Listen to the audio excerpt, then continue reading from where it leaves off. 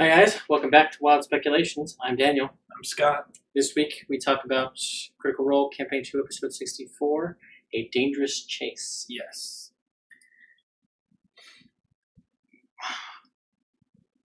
This is so I get where the episode title comes from, but like as a percentage of time in the episode and as a percentage of my notes.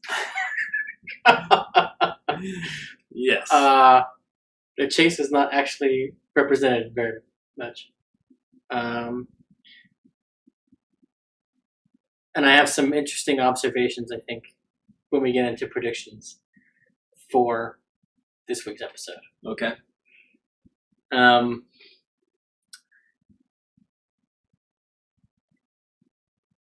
off the bat, we have them talking about what's to be done Yes. with the bodies.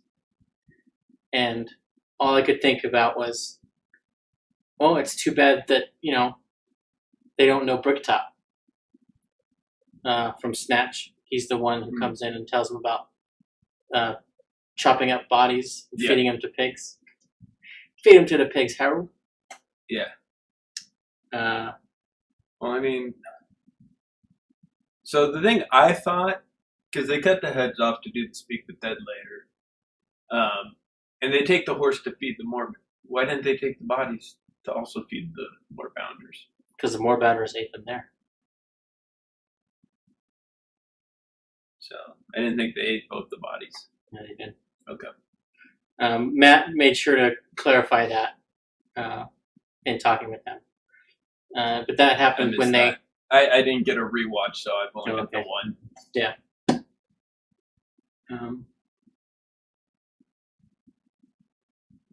Taliesin really seems to enjoy the whispers when Matt gives it to him. Because he was leaning back into it and had his eyes closed. He's also the only one that is vocal when Matt leaves or while Matt's whispering. Yeah. None of the others really do that. My guess is Matt was telling him, you don't get the sense that she's hiding anything, that she's really afraid. And that, yeah.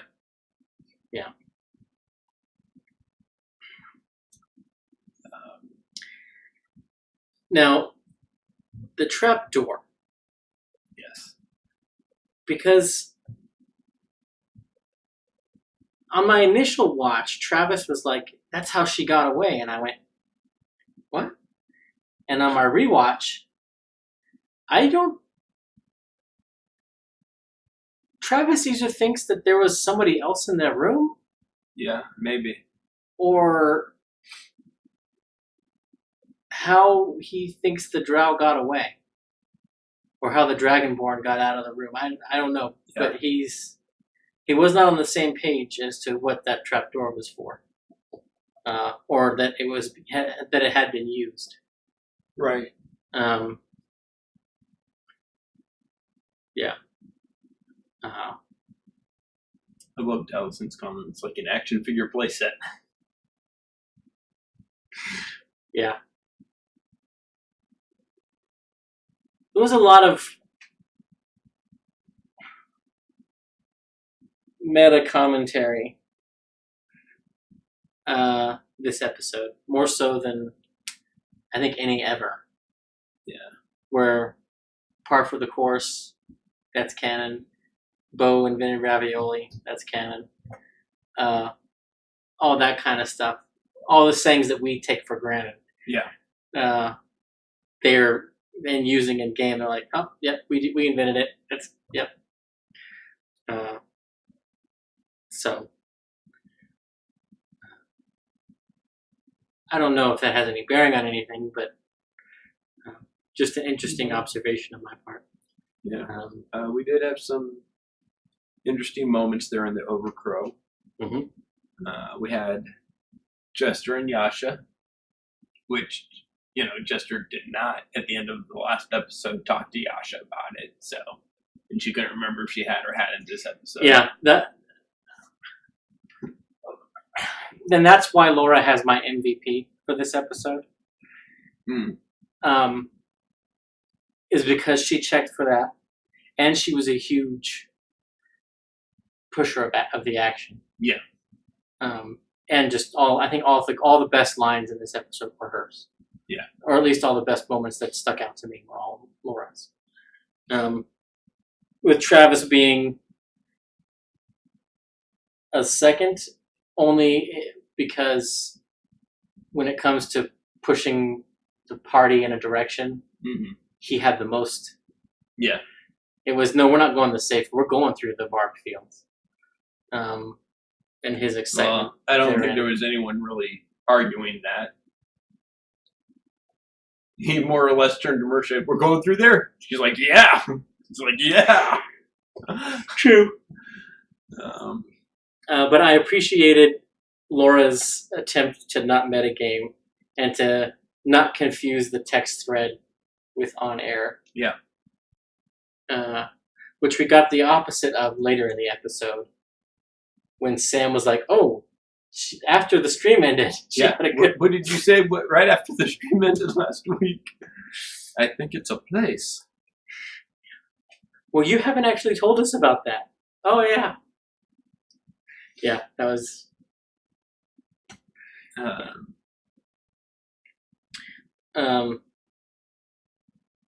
Yeah, but we had Jester talking to Yasha, letting her know that this thing knew her, whatever it was, which we talked about a few different.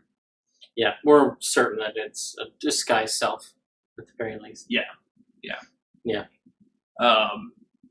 And she was concerned that it knew her name, Orphan Maker.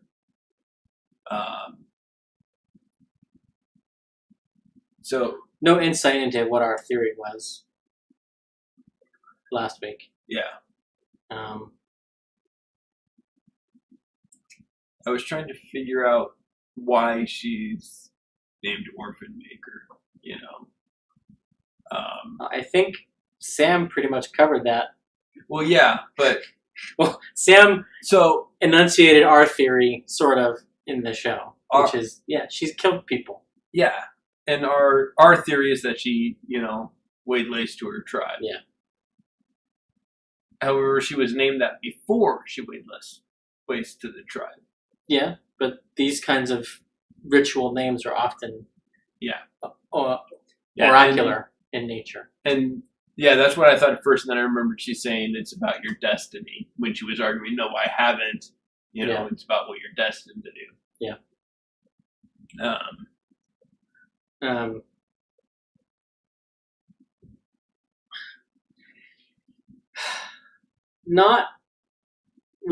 Sam was feeling guilty about potentially getting it wrong. Yeah. Well, and he mentioned on Talks that he was, and he thought Not was too, and that it would come up right away, and it did. Yes. Well, and I think he wanted to have that out. Yeah.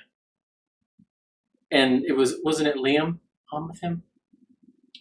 No, he was speaking with Yasha. Oh yeah, Liam was on Talks. Yeah. Yeah, it was the presidential debate. That's right. Yeah. And it'll be Taliesin and Matt tonight. Yeah. And Matt won't be able to answer any of the questions that we were going to have answered. Because probably not. So it happens. But yeah, I'm with Liam, and I think most of the party was. Certainly after the conversation, it's basically how it ran down. Exactly like that. Not didn't do anything wrong. Yeah. Some of the dice weren't with her, whatever, I think their lack of casing the place and watching it for an extended period led into that mistake, but that wasn't Knott's mistake alone. No. That was the Mighty Nine. No matter who took point on that, it was going to be a fiasco. Yeah. And Matt was kind enough, it seems, to not give them a red herring. Yeah. That this was the meeting that was going to take place. Yeah. So. However, we did see Knott twist it as an excuse to start drinking again. Yes. Maybe I should start again. I mean, I'm much clearer. Well, I won't tell you no. That's exactly the advice I wanted. Yeah. And really, she's been mostly dry since rescuing Yeza. Yeah. Um, Actually, since just before. Yeah. Well, she drank a little bit when they went into the Giants Yes. cave. So. Yeah. Well, basically, she's only drinking when she's away from him. Yes. But even that's been kept to a minimum. That's true. Ever since Caduceus used restoration to sober her up. Which was right before they went in to rescue Yeza. Yeah. Because that was in preparation for seeing Yeza again. Yeah. I think Sam now, like, on the bottom maybe of the flask, is a 0 days since last drink. We can hope.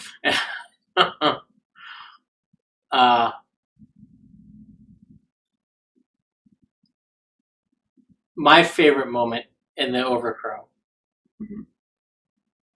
was Caduceus and Jester passing on the stairs. Yeah. And oh, excuse me. Yeah. You go.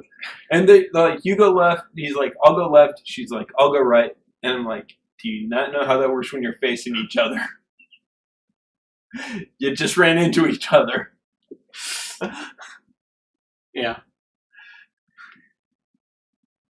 Which they kind of played it off that they did actually bump into each other because they had one more. Oh, well, okay. Yeah. Caduceus and Caleb, you have on your notes. Caduceus comes down to talk to Caleb and wants to know about the magic, and I think that's the first time he's like really sought out Caleb before. Yeah. So I thought that was interesting that all of a sudden he's like, when actually, it was about finding stuff, and that's more his and Jester's ballpark than Caleb's. And once again, illustrating a point where Not can still communicate with Caleb, even if he's in Frumpkin. Because Not could cast message to Frumpkin to speak to Caleb. I'm waiting for that to happen. I don't know if it ever will. Although I saw an interesting thing today in one of the D&D Facebook groups, where a small race individual gets reduced cast on them. They now, a gnome in this example, now weighs less than 5 pounds. They can now be carried by Mage Hand. Nope. Why not? Because Mage Hand will only pick up an unattended item. Your shirt is attended. You can't take something off of, except for the possibility. They can lift 10 pounds? Yes, but it says it specifically says in the spell an unattended item of 10 pounds or less. Does the creature not count as that? That would be a creature, not an item. Oh, wow. The way the rules read, I mean, I would, because they're talking about your shirt being the unattended item and grab you by the collar of the shirt for flight. Technically, the shirt is attended because it's on someone. Yeah. Damn. Oh, well. So it's one of those up to the DM. If he wants to allow it, he can. Yeah. But if you want to go with a strict sense of rules as written, no, it doesn't work. All right. Yeah.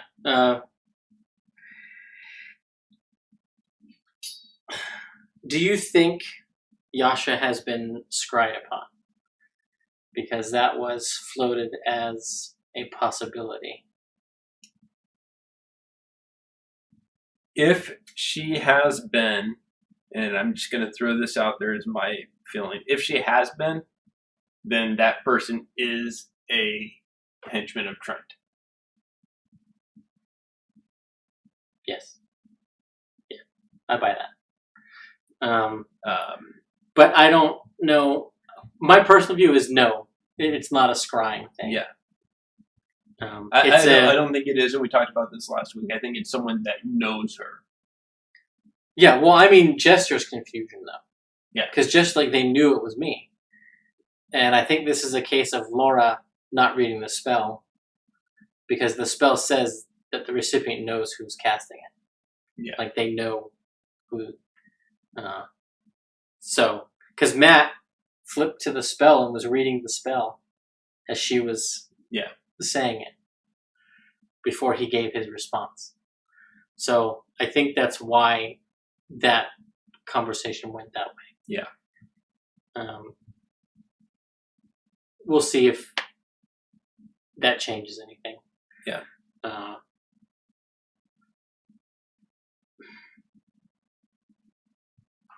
I loved, and this was another Laura moment for me. I loved when she's like talking about Yasha and Jester when they're in the room, and she's like, "Oh, I'm gonna go over and munch on the curtains now." Yeah. And Matt's like, doesn't have the same. Yeah, not quite as good as in this form. It's like, that's perfect. Yeah. No, that was a great moment. That was one of my favorite lines. Yeah. And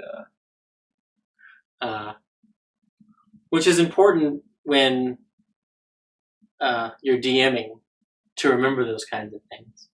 Mm-hmm. Because a dog's sense of smell is much better than ours, but their sense of taste is like almost nothing compared. Yeah. So, which is why they'll eat their own feces.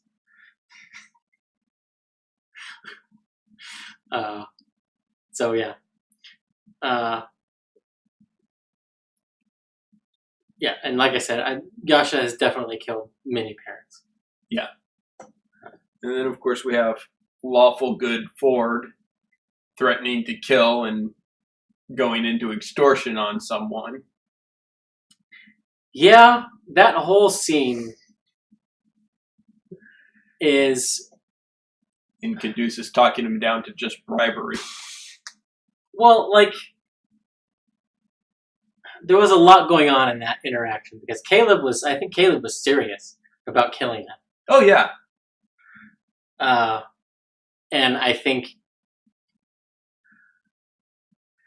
there is a small chance Caleb returns and kills them later.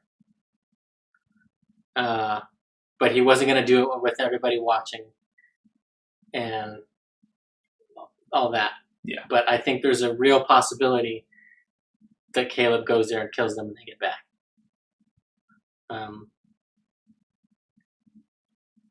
Ford decided to use that as a potential extortion tool. Mm-hmm. And Caleb, or Caduceus, basically got on board, but took it in a completely different way. Yeah. And into bribery. So it went from, we're going to extort this person for money or favors or whatever, to, wait, we're giving them money?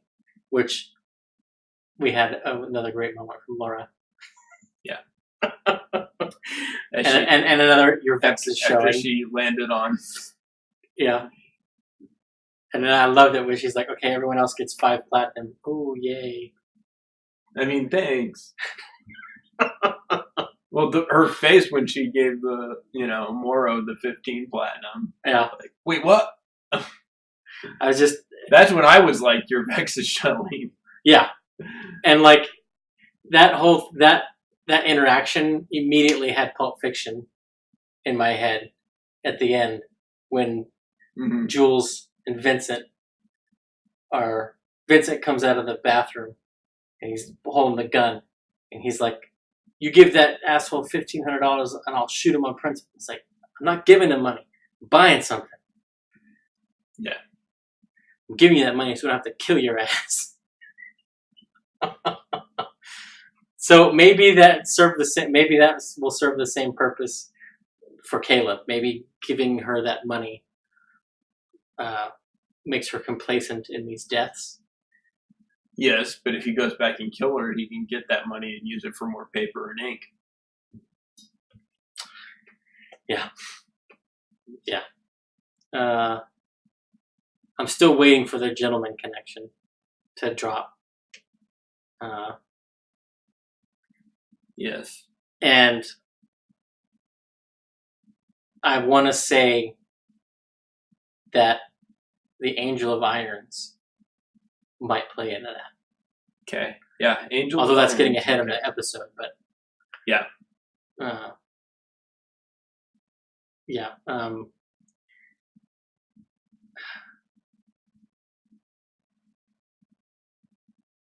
Technically, Jester and Caduceus both have a spell, Geese,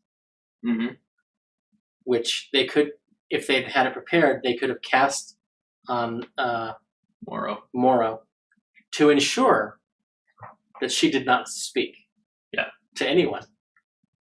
Or just not speak at all, because depending on how they worded the Geese,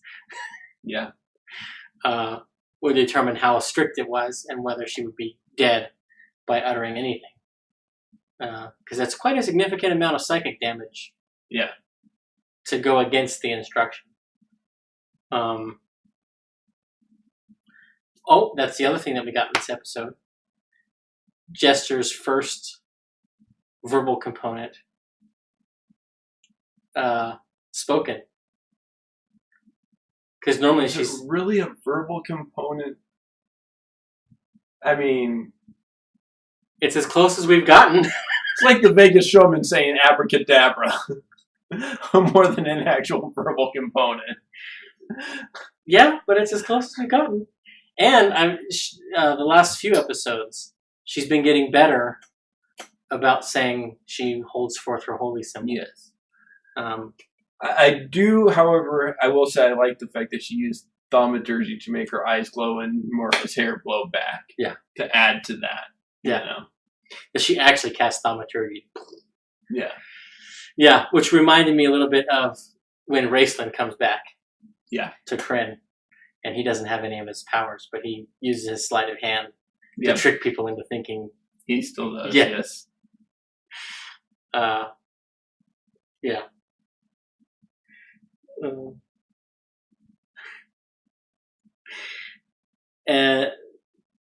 And that whole scene also played into their mixed messages that they're well known for. Mm-hmm. And it's largely because they never go into they have yet to go into a situation with a social plan laid out. Yeah. Other than, okay, you're doing the talking. Which even that isn't stuck to usually. No plan survives first contact with the enemy. That's true. That's very true.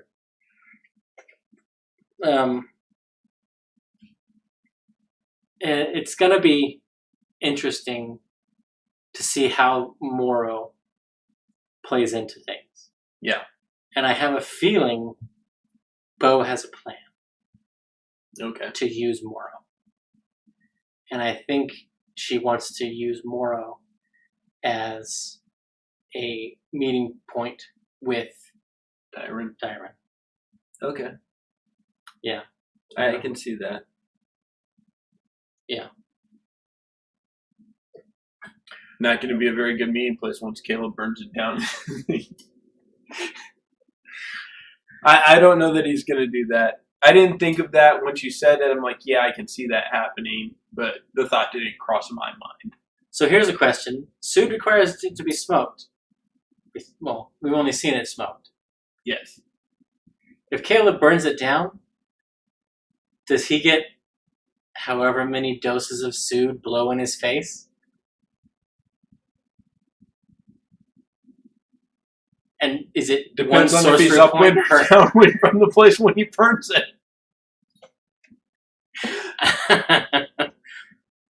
Yeah. We have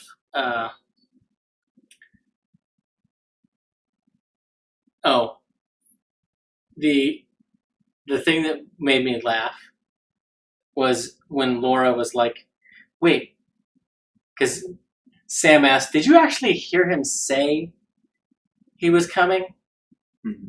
And I was like, "Well," so wait, Matt, did I? And I was like, "Man, if only there was a way that they could go back and see it."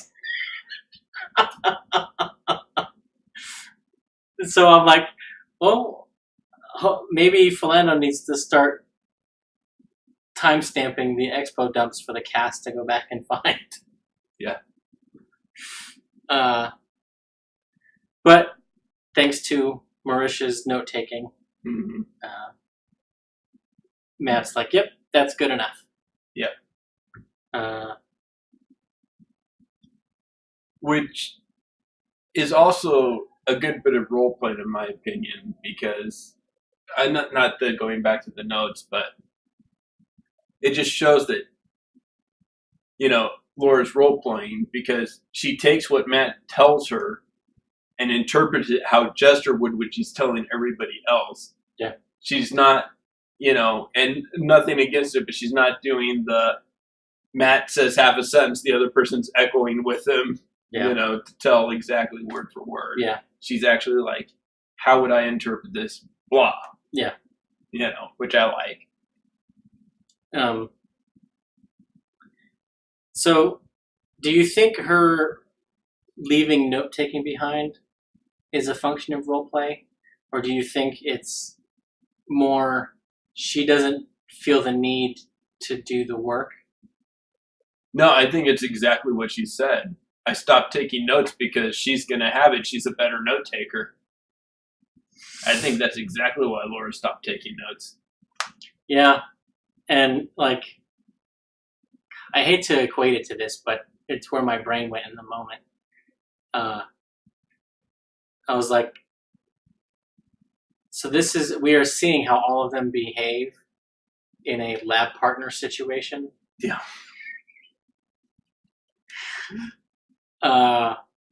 That's sort of where my brain went, and I was like, oh, that's not fair, but it's also not untrue. Yep. Which made me feel really bad for Marisha, because I was usually that person in the lab partnership.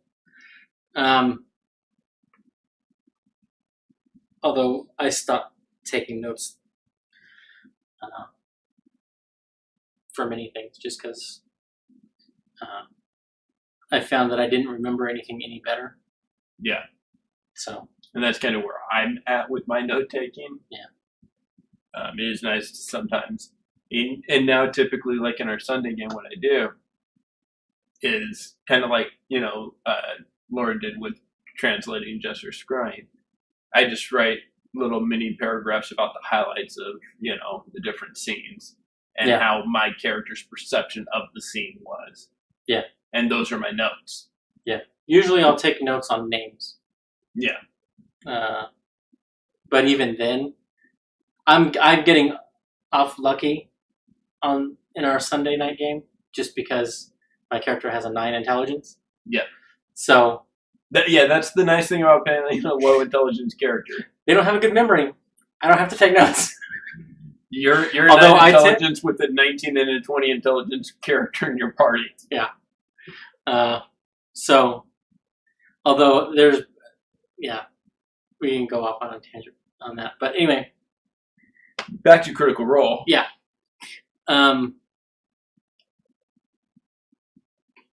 Bazozan. Mm-hmm.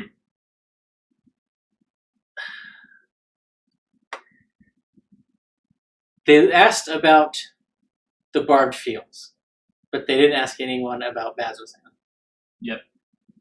Why would you? Because it's where you're going. It doesn't matter if you don't make it there. It's true. It's very true. I'm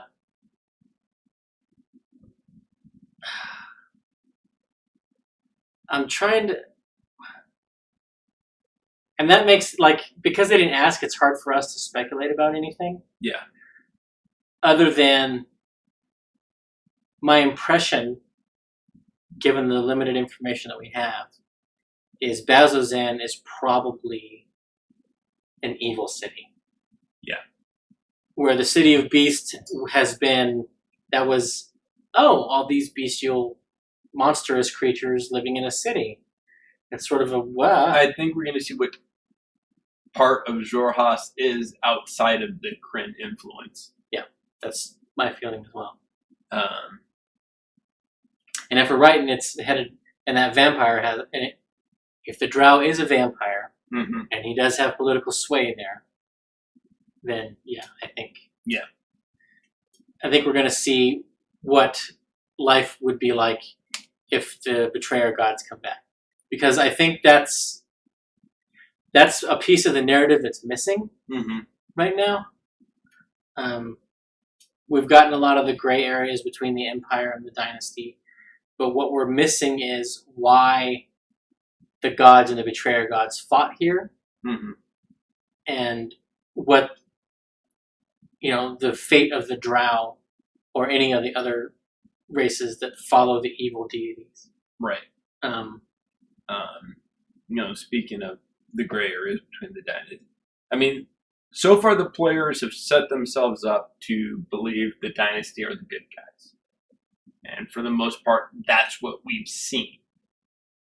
That at least the Cerberus Academy is what's evil. Yeah, there's this twisted part when, the Queen went homicidal dictator. But for the most part, the cities have been good aligned. They've been some prejudice, but still welcoming, But Dairon has a personal prejudice against the Drow. We know that. Dairon is dead set against the Dynasty. Here's what I was thinking. She's an elf, right? Mm-hmm. So she's long-lived. A wood elf, I believe. Did she at one point have a kid or a lover? Probably a kid, that was born within the sphere of influence of one of those beacons. Her kid got taken by the Kryn because it was the reincarnated soul of a consecrated person. Why is she so dead set against them? No, my feeling is, and we have no evidence for this, is that Dairon's hatred of the Drow is predicated on the influence of Lolth. Okay. Over them. Yes, the Dynasty has prevented that influence, which drove the Drow in Exandria crazy. Right. And caused them to turn on each other and basically die off. Yeah. But I think she still views, like, everything bad that's happened to all of us elves is all their fault. You think it just goes back to the Lolth versus Corlon? Yeah. Okay. The other thing that still is a big red flag for me with the Dynasty is Yusa. And they were talking with Yusa, and this is a guy who's from the Empire, living outside the Empire, who obviously doesn't have any prejudice against monstrous races. Yeah. He employed a goblin. He was perfectly fine with all of them, who was very poignant that the Dynasty should not be trusted with the beacon. Right before they gave the beacon to the Dynasty. And I think it's in large part because of whatever understanding he has of dunamancy. And also, he is an elderly elf. Yes. Which means he was around when the sky was falling. Yeah. During the calamity. Yep. So, yeah, I think he has unique insights into them. And it will be interesting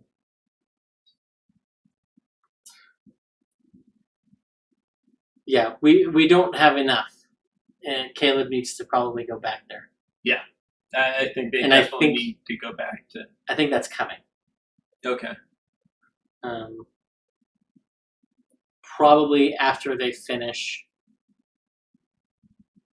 this manhunt with Yasha, and well, I think we're going to see a huge chunk, and we've talked about this, of Yasha-centric backstory. Yeah. And I think they're going to get them, not necessarily fully resolve it, but, I mean, we are at the level where they started going into people's backstories for resolution purposes.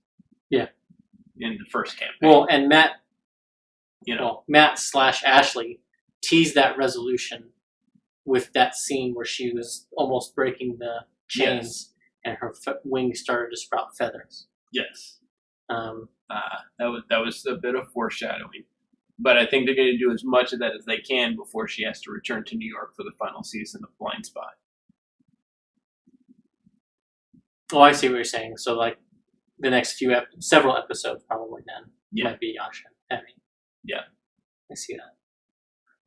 Now, I'm not sure when she has to go back. I just know they renewed it for a 5th and final season, and so she will have to go back. I don't remember how long she gets to stay here for. A couple of months, probably. I was going to say, usually don't they start shooting that mid to late summer? Yeah, I think so. Yeah. So. Because it's a fall show, right? Mm-hmm. Yeah, so they'll have to start shooting midsummer at least. So we have a month or two with her. I think it's going to be focused on her backstory. I think we'll go back to Yusa at near the end of that, to either just before Ashley leaves or just after Ashley leaves. Yeah. One of the things that was interesting in the Which Path Do You Take, the road that was going to take 5 days was called the Hollowed Path. Yep. And they decided to go through the barbed fields, which should take 3 days. Which means they are probably going to beat him there, if he's on foot. But if he is a vampire,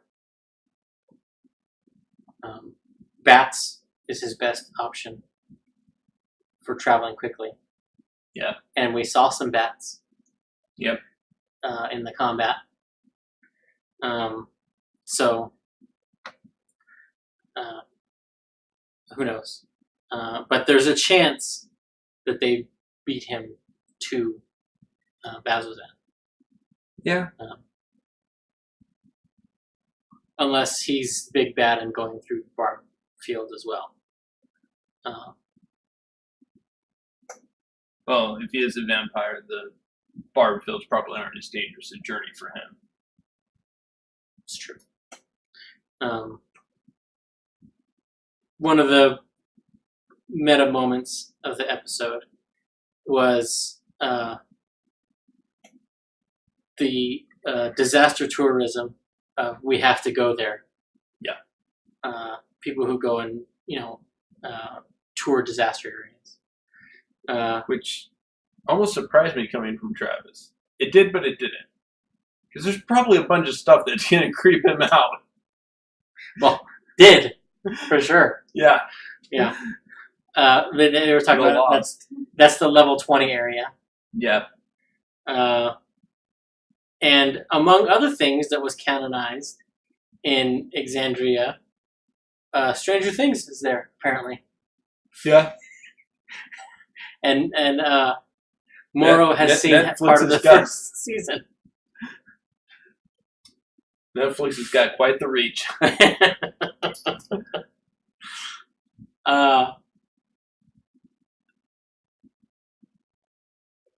But yeah, they got the Endor Common translated on the map. Mm-hmm. And the interaction between Travis and Marisha over whether or not to write on the map. Yeah. Was great, and it reminded me of the Sword of Kahless episode of Deep Space Nine, Mm-hmm. when Kur and Worf are fighting over the Sword of Kahless, Mm-hmm. and Kur is like using it to eat with, and Worf's like, you shouldn't be doing that. He's like, you put it in a museum. It's a sword. And like Mercer's like, it's a map. We need it. And Travis like, it's a work of art. You can't touch it. So we'll see if they get Post-its to put on them. Which, seemed to be the final consensus. Yeah. Are you writing this down? What's the point? I'll have no reference. Unless I write on the map. Yeah. Travis, why don't you draw a map? And she's like, oh God, no. That's going to take forever. Yeah. But we got the Blood Walk. Yes. And the Eyes of the Lake. Yes. As two places that they haven't been that were named. Yes. And Charis, which even with a 22 history check, nobody knew anything about. Which is also an anagram for chairs.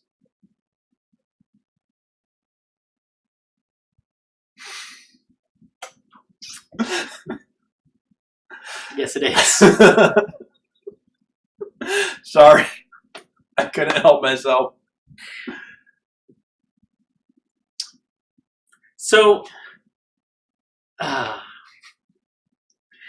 you say that, and now I'm like, well, maybe my outlandish idea might not be so crazy, which was that might be a person's name.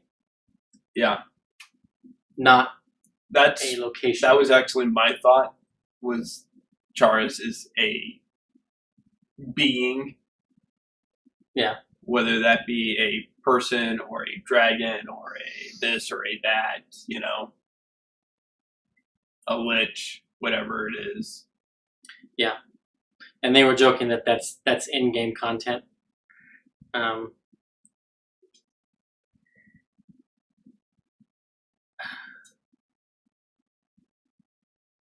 We also now when the Moorbounders eat the bodies and the horse, I made my own private joke about maybe they're better than pigs. Yeah. Because 3 of them ate 2 bodies in a matter of moments. So yeah. But we have Caleb turning Frumpkin into a vulture. Mm-hmm. Rather than a crow. An interesting choice, and I would like to know why he chose vulture over crow. Other than vultures are soaring birds. Yeah. So Frumpkin could just fly up and then stay up. So maybe that's why. I loved the night and weekends cleric minutes. Yeah.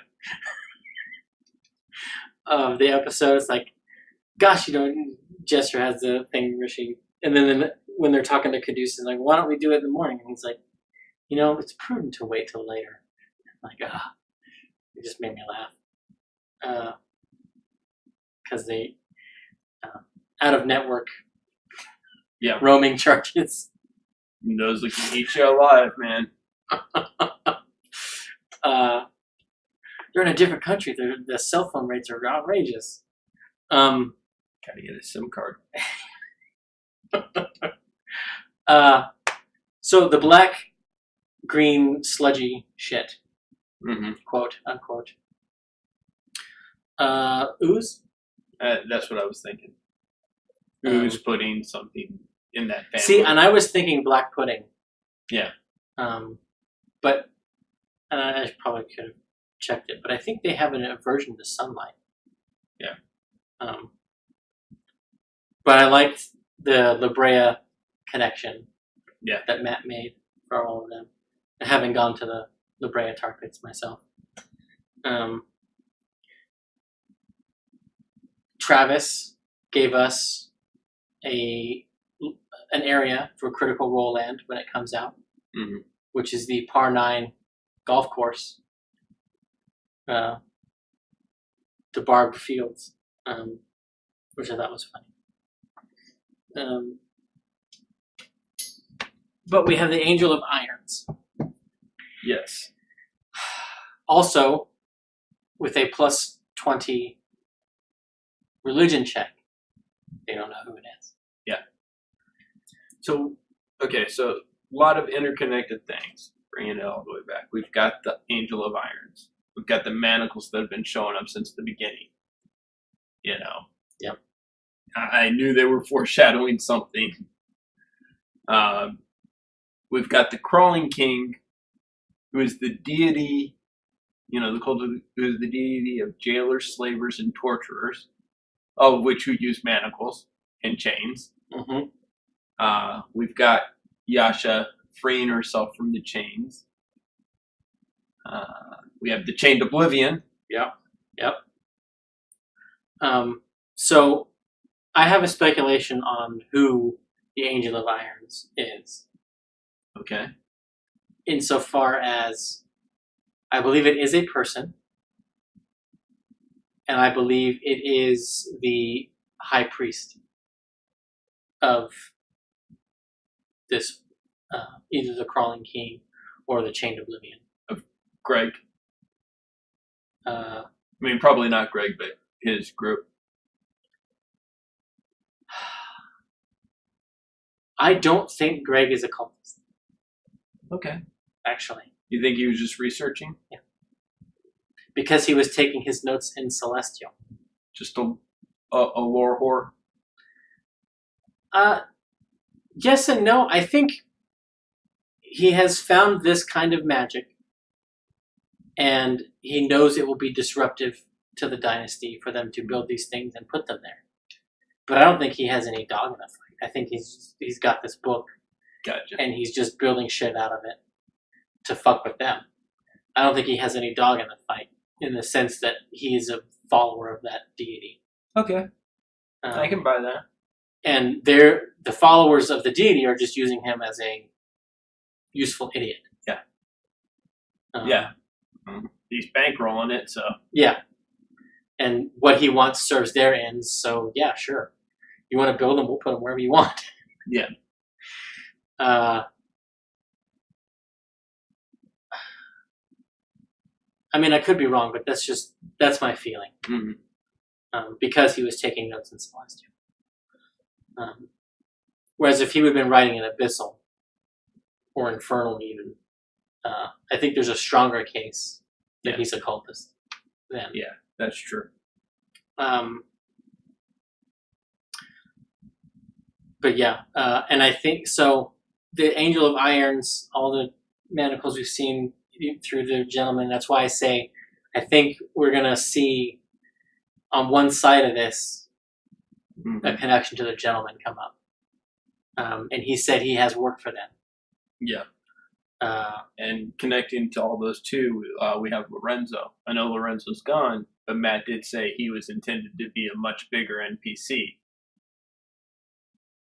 He was not intended to die. He was intended to have a much bigger part in the campaign. Yeah, and to get away. That's right, yeah.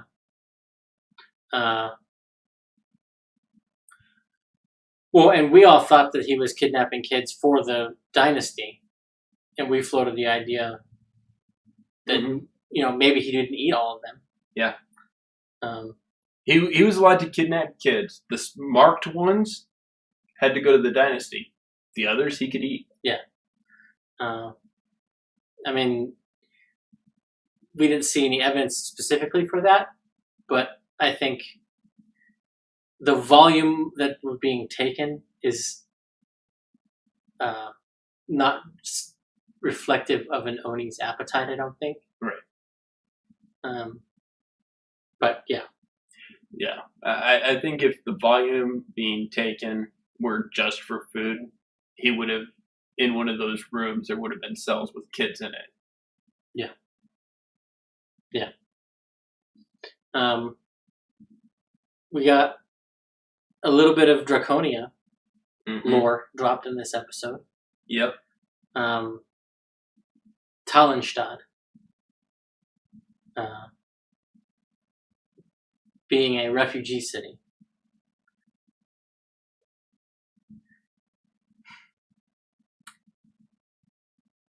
We don't, and see, this is why I wish they had uncovered more about the gentleman's network. Yeah. Rather than just basically just he points them in a direction and a thing to do and they go do it. Which worked out for them fine, but yeah, I really hope they revisit the gentleman.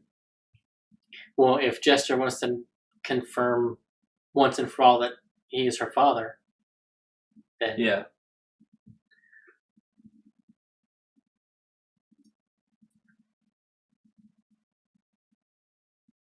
Ooh, okay. So I was just about to ask, do you think Jester could get the Ruby of the Sea to teleport with them back I don't think to the so. Empire? But I was like, it would be much easier and a definite proof if they kidnap the gentleman. Yeah. And take him to Nico's. I don't think they'll get her to go because we've seen that she has some degree of agoraphobia. Well, the thing is, with a teleport spell, she wouldn't technically have to go anywhere. Yeah, but then she'd also be someplace else. It's true. Yeah. I think it would be a hard sell to get her to go with them, unless they do something like use disguise self to show her the gentleman. Yes, that's him. We can take you to him. Yeah. Which is the one thing they didn't do, which we pointed out at that time. They've, said, oh yeah, we should have done that. Will probably be done the next time they actually see her. That would be such a gut-wrenching scene. For them to do that. For it to be proven that he is her father. For them to give the Ruby the opportunity to go. And to see her struggle with it. And possibly say no. Yeah. Well, see, if she does end up saying no, that's when Jester gets on her kick. And that's when they kidnap the gentleman and be like, you know what, you're going to make this right for my mom. Yeah.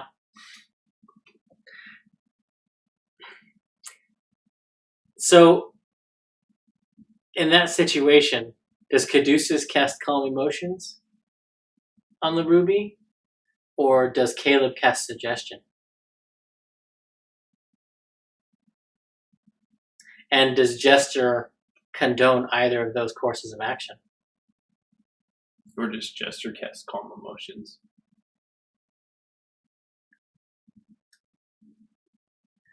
Yeah. So last few minutes. I mean, this is several episodes down the way that we're talking. Yeah. At best. So next episode, what do we think? I'm not sure. One quick question before we get to that, because it may have bearing or not on what happens next. The barbs that Matt was describing, did you get a sense of their scale, of how big they were? I'm not sure. Because I wasn't 100% clear. Yeah. Because at some points it sounded like they were bigger than trees. Yeah. Sometimes it would sound like they were basically the size of trees. Yeah. And like I was trying to think, like, are these like 30 feet around and like 150 feet tall spires of? Yeah, I'm not sure. Okay. One quick thing I did want to throw out in the fight, Bo was crucial to that fight. The stun? Well, no, we saw how powerful extract aspects can be. Oh yeah. Learning about the dim light, allowing Caleb to cast daylight would have been a much harder fight without. And I could be wrong, I think this might be a record for PC consecutive hits. Bo landed 12 out of 12 shots that she made at him. Yeah. Well, and she made it. Where were these rolls the last few weeks? Yeah. Because she also rolled 3 20s? Yeah. But she landed 12 out of 12. Yeah. So, But yeah, you said you had some interesting things for upcoming. Yeah, I think they're going to get to Bazzoxan. I think we're going to have one more encounter in the Barbed Fields. At least. Which may give us some indication of their creation, or at least the corruption in the area right now. Okay. I think when they get to Bazzoxan, like I said earlier I think it's going to be the quintessential evil town. Yeah. I don't think it's going to be a very nice place. And I think it's going to be reminiscent of Whitestone under the Briarwoods rule. Yes. Yes. They're looking for a tomb. We know that. And I think our vampire theory. Yeah, and I think they will meet the Angel of Irons if they haven't already. Nudge, nudge, wink, wink. And I think